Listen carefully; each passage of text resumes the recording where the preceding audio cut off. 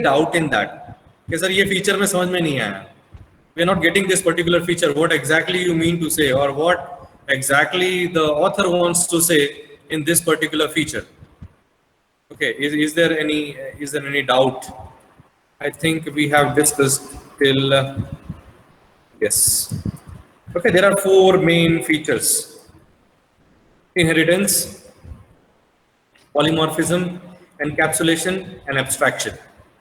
Sir Any doubts? समझ में नहीं है।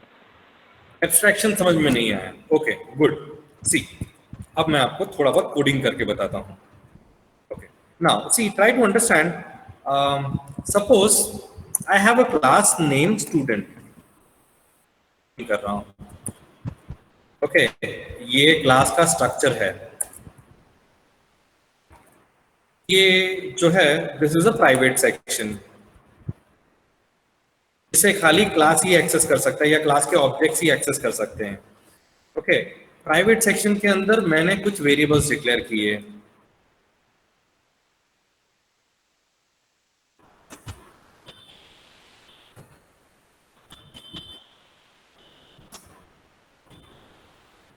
Okay I have declared certain variables.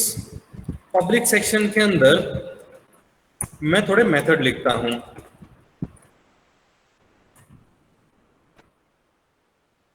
Okay C++ के अंदर वैल्यूज डिस्प्ले करने के लिए हम लोग cout यूज करते हैं। cout double less then.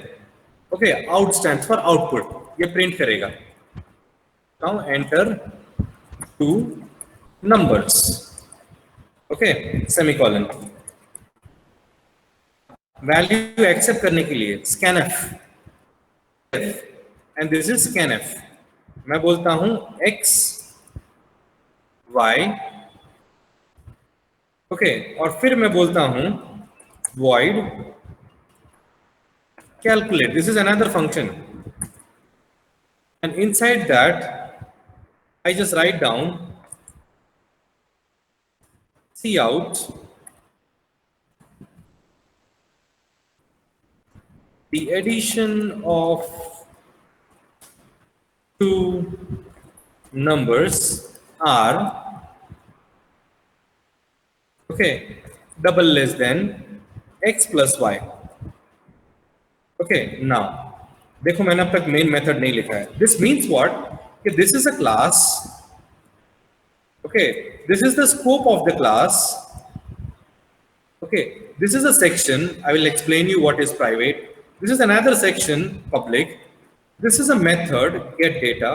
This is another method display data. Why I am telling method, I am not telling function, because it is inside the class, right?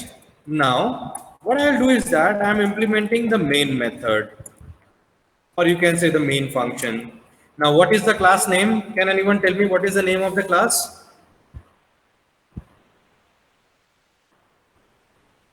Student. So this is the name of the class. Now we shall create an object of this particular class, objs. Okay, and now what I will do is that I will write objs dot is the operator, objs is the object of the student class, and I will call the function get data. Again I will write objs dot calculate. Okay, this round brackets represents function. So actually your program starts from the main method. It main method, it searches, okay, fine, there is a student class. Okay, what is the object? The object is objs. Okay, fine. Now what we shall call? We shall call first the get data. Okay, fine. The moment this line is getting executed, automatically this part of the program will get executed. This line is getting executed, this part of the program will get executed. Okay, now there can be a question, can we write calculate first and then get data? Yes, you can write. There is no error in that, but logically it will be wrong. Okay, थोड़ा बहुत आप लोगों को समझ में आ गया होगा. Now abstraction. Abstraction simply means that at the time of programming, you don't need to look into the things that what is happening. You have already defined a get data method. You have already defined a calculated method.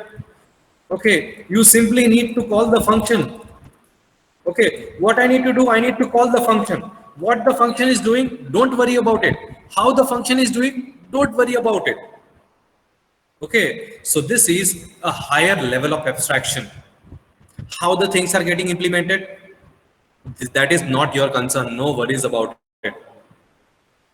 Getting an idea? So C++ programs, or I would say object-oriented program, provides a very high level of abstraction. Okay, even though your DPMS that we have studied, it also provides a higher level of abstraction. The moment you go ahead with relationships one to one, one to many to many, then you need to forget about it. Whatever there is in the main table, okay, main table, okay, the same, I mean the same primary keys, the same primary keys when they are passed in foreign keys as a foreign key in another table, I mean they should be same. Forget about it how the things are implemented. You simply implement it. You simply establish a relationship. Abstraction. Yes or no? Acha. You've seen a coffee vending machine. You've seen a coffee vending machine, automated coffee vending machine. What do? You insert a 5 rupees or 10 rupees coin. Okay. And you keep the mug, coffee mug down the tap and automatically it gets filled. Are you looking into it? How much amount of sugar is been added? How much amount of coffee is been added? Abstraction. Is that clear? Now, everyone? I need the response, guys. जिसने भी question पूछा था at least. Yes. Okay, Meet. Fine. So abstraction based on what is implemented, not how. Yes, Milan, you are correct. It is based on what it is implemented, not how. The rest of the features are clear. Okay, see, try to understand, guys. I'm going a little bit slower. I'm not speeding up because other people who have not joined, they will miss. And for one lecture, I don't want to do that thing. Okay, I have 41 in one division. In another division, I have certain somewhere around 30 people. So even though I have 70 people, but then also we will wait for those 30 people who are not there. Okay, so we'll go a little bit slow. The pace will be a little bit less. Okay, now let us go ahead. Encapsulation, we have already discussed. The class represents an encapsulation. Inheritance means using the features. Okay, now what is the basic difference between C and C++? We have discussed many of them. Major difference is in the terms of design. You can see this. Okay, this is a C program, sorry, this is a C++ program. And the C program, you have what? Here also, try to understand, I have not written the header files. You need to write IOStream. Okay, IOStream is required. And if you are using code blocks, definitely will be using code blocks. We will be using this namespace. Okay, now this is required. Why IOStream is required? Input output stream is required because here we are doing some input output. Here also we are doing some kind of output. Okay, so here in C++, the basic header file that you need to use is IOStream. Yes, since we are not using the, what you can say, header files or .h over here, you need to use using namespace std. Okay, so namespace std will represent the internals of C in and C out. Input, output. It's very simple. Okay, so let us look onto it. So basically, the difference is, yes, first of all, C is what? It is procedure oriented. Major emphasis is laid on the algorithms, on the procedures. But C++ on the other hand is data centric, if you remember. We have studied in the last lecture. It is object oriented. Now, one thing I want to make you clear. Okay, everyone, be there. Now, how many objects of class I have created? Can anyone tell me? मैंने कितने objects बनाए हैं यहाँ पे?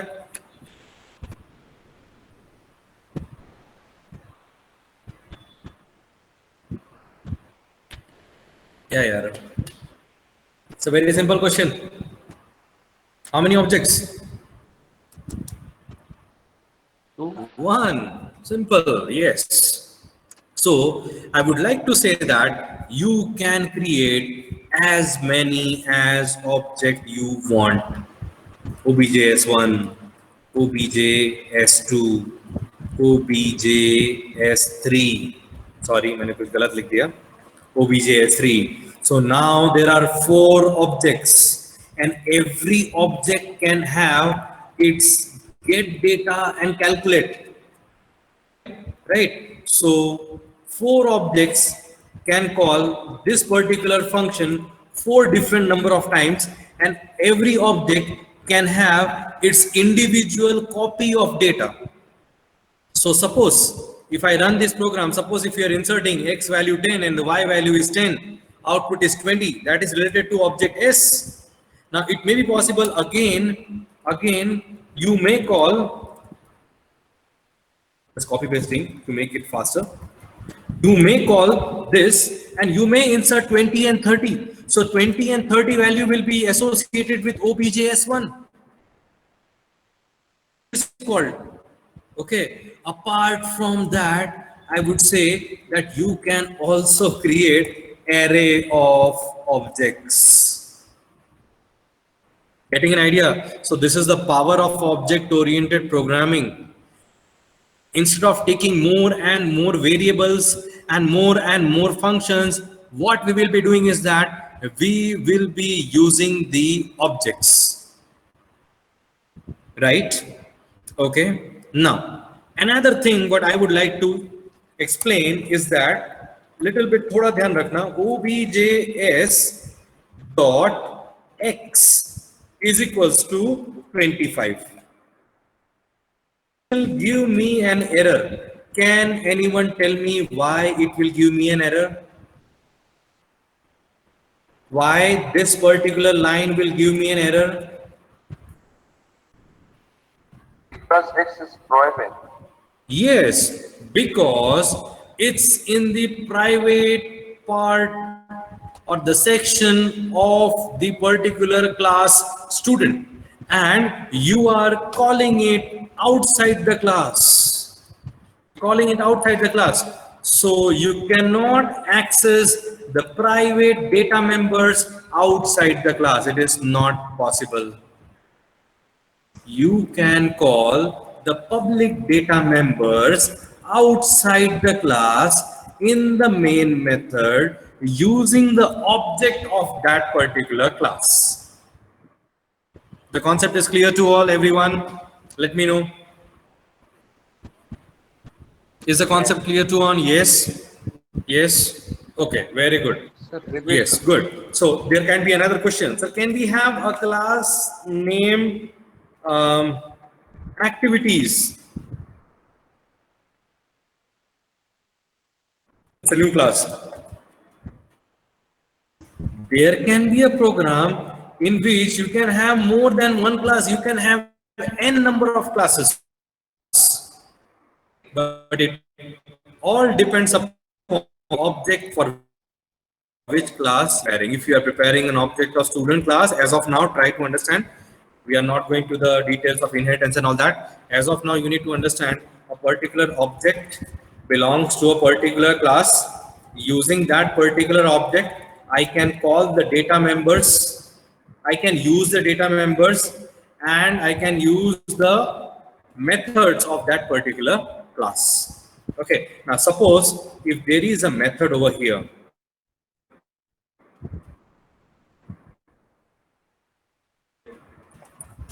Display.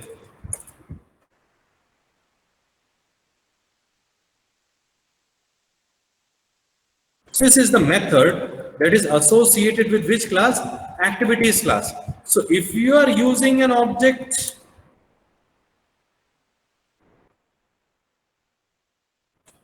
of student class and calling the method of the activities class, this will again give you a error.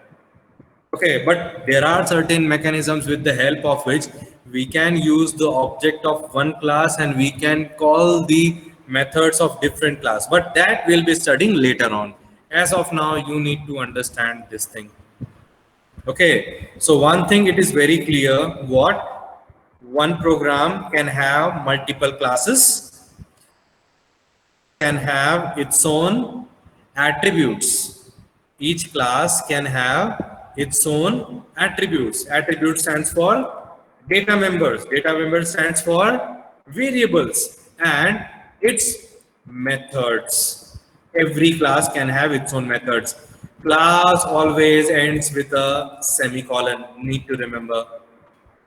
Okay, so whenever you want to access any of the methods of a particular class, first of all, you need to create an object. As of now, let us go with some simple object. Using that object of the class and using the dot operator, you can easily call the methods.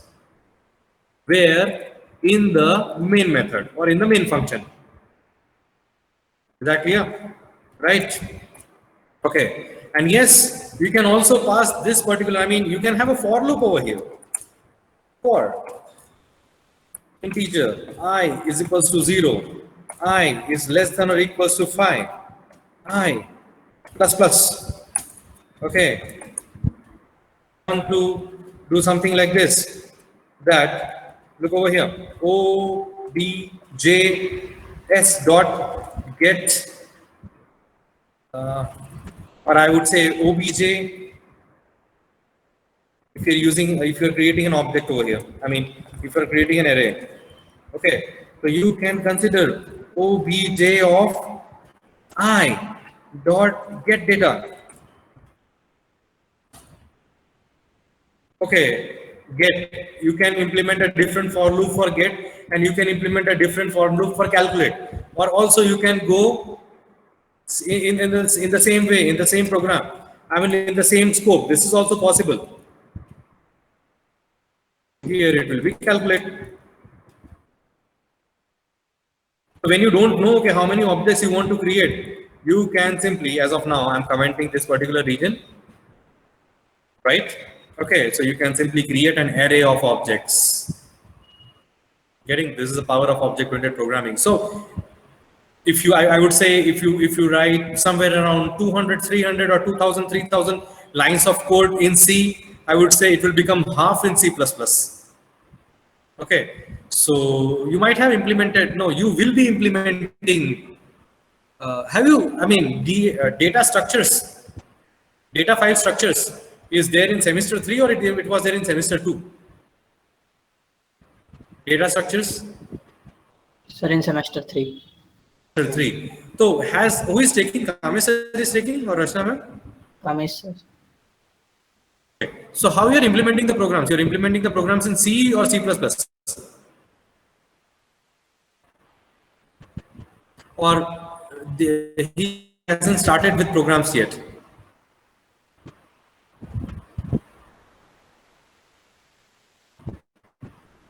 Kamesh sir ने programmes implement करना शुरू किया है data structures में? Yes और no? No, theory चल रही है. Okay, theory chal rahi. So what I suggest to you is that majority of the times, according to my idea, he implements the program using C programming language. So definitely go ahead with C, not an issue. But the moment you have implemented the programming in C, try to convert it into C++. Okay, and that's the time you learn. Okay, try to implement the same programs in C++. You will enjoy it. Okay, as the code will become shorter, you'll be having much more dynamicity, much more flexibility, and things will be that simple. Okay. Now, then there is no strict type checking in C. Overriding methods can. Okay, so there is no strict type checkings, data type checkings, but yes, in ++ it is very strict. Throws an error. Then C supports only early binding. This is very important. Only early binding. What does it mean? When you compile the program, at that time the compiler comes to know, okay, this much amount of memory your program will need. So it will fix that much amount of memory. It will ask that much amount of memory from the CPU system and it will reserve it. Okay, that is known as early binding. But what if my program requires resources at runtime? Getting an idea? Okay, dynamicity. So that is not possible in C. So therefore, in C++, we have late binding as well as we have that is early binding. Early binding is there. Here you have the facility of late binding. Means at the time of program execution also, if more resources are required, that will be available in runtime, compile time. Early binding is always at the compile time, and late binding is always at the runtime, dynamicity. Okay, then there are no concept of default arguments. This is a very interesting and very important concept. We will do a program on default arguments. Okay, now you might have visited certain websites where values in the text box, which represents that fine, this is the by default value. Okay, let me just go ahead with one example. Suppose you have created a web page. Okay, and that web page is generally to accept the values from the user. Okay, and by default, I am selecting the gender as female. User forgets to enter the data. Okay, by default, gender will be female. Now that should not happen. That is not the programming logic, right? But yes. Okay, now let us go ahead with the scenario. That was, I don't feel that was a better example. I'll go ahead with a better example. Okay, suppose you are placing the order online. There is a probability that you may get discount or may not get discount. Okay, so what is the by default discount? Discount whenever you place an online order. What is the by default discount? 1%, 2%?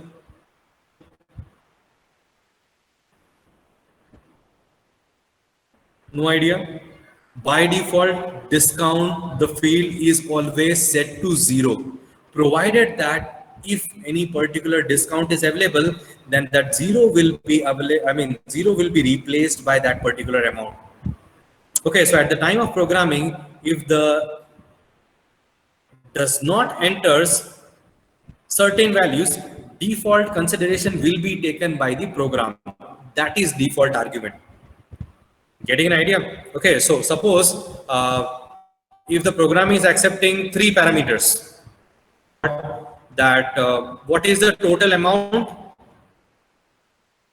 and then the GST calculation, that is the tax that you are paying, and discount. If the program is throwing only 2 values, total and GST, then the bill will prepare total and GST, and discount will be 0.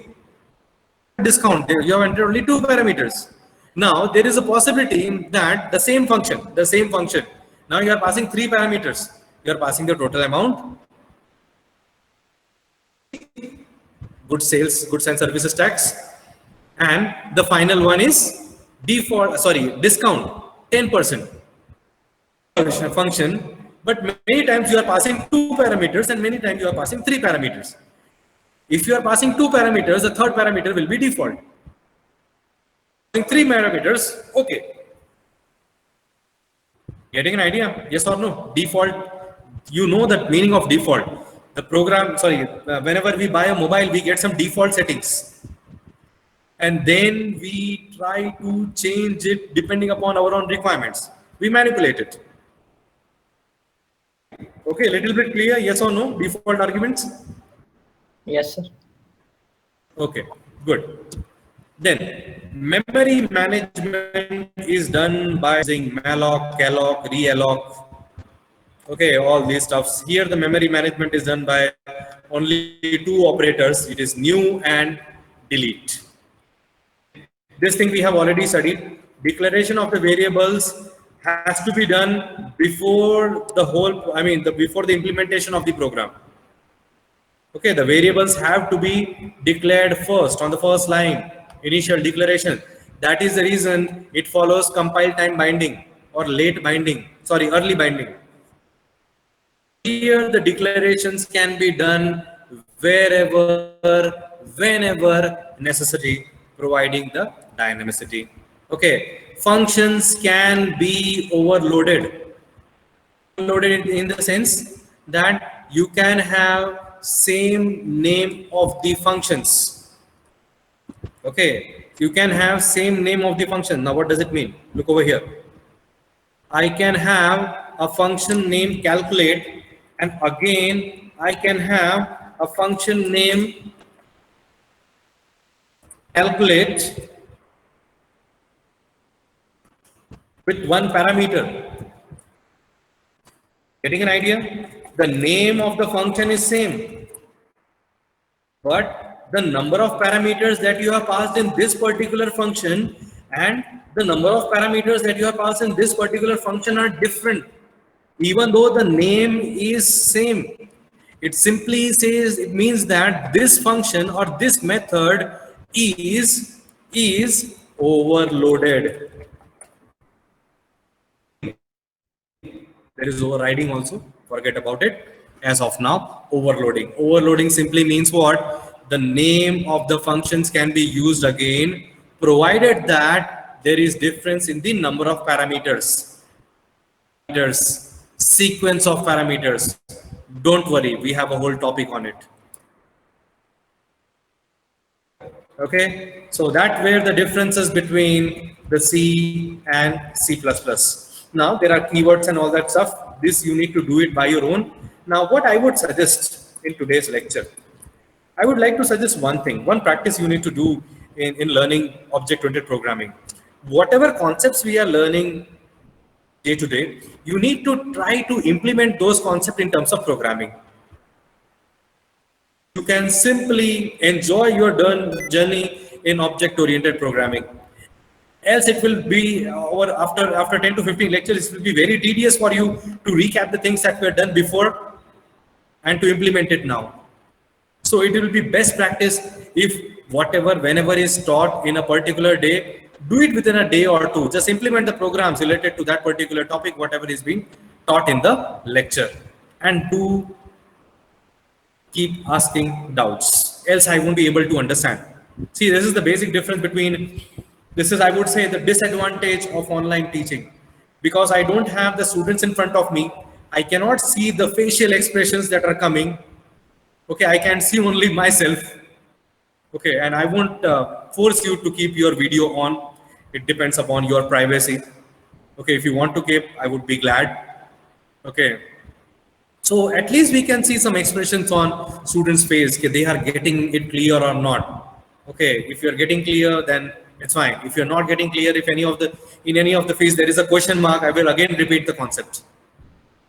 Okay, so if you don't want to turn on the camera, it's fine. But it's better to ask me the doubt. Sir, we are not getting this particular topic. Can you give me more examples? Okay, giving real-time example is the only method to learn this particular subject, and to program it, whatever topics has been taught on daily basis, that is only the key to get success in learning object-oriented programming. Okay, so we'll wrap out the session over here. We'll stop the session over here, and I will request each and every one, those who are going for the final exams, okay, prepare well, give a best shot. Those who are not going to give the exam, they need to stay home and they need to study well. Is that clear? So we'll end up the session over here. Thank you so much. Before I leave, we have lecture after this, sir. We have lecture after this. Yes, you have a lecture. Yes. Today you have all the 3 lectures. Okay. But from tomorrow, I mean from Monday, tomorrow is off, it's an official off. Okay. So from Monday, that is 5th, till 10th, there will be no sessions specifically for the semester 3, second year students, because there are certain 30 students who are going to appear for the university exams. So we will be back with online sessions from 11th onwards. Is it clear, Hassan? Yeah. Okay, fine. Any other doubts? No doubts? Okay.